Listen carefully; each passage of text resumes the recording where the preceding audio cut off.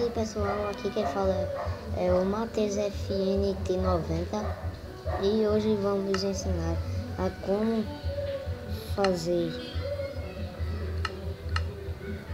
fazer um lugar para botar 6 zumbis. Primeiro vocês vão fazer um quadrado do tamanho que você quiser. Eu vou fazer o meu não muito grande,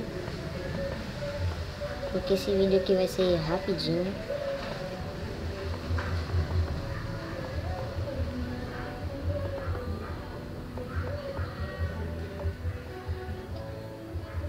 E ao redor você bota a cerca.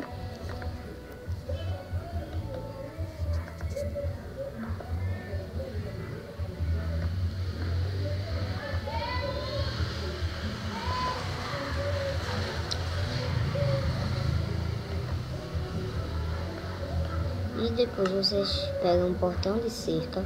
Vocês podem botar aonde vocês quiserem.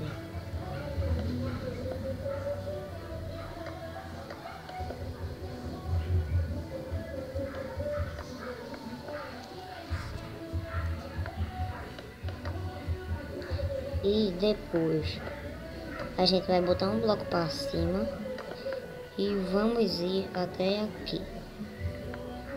Daqui a gente vai até aqui e até aqui.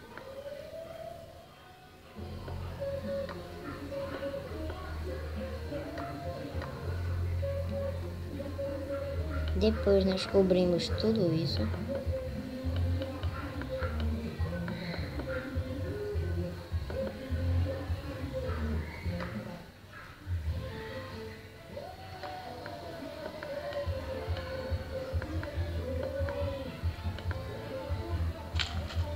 Para você entrar é só você abrir uma portinha,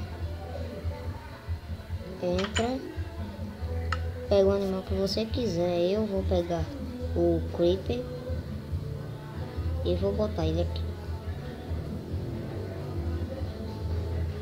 E também posso pegar o porco zumbi.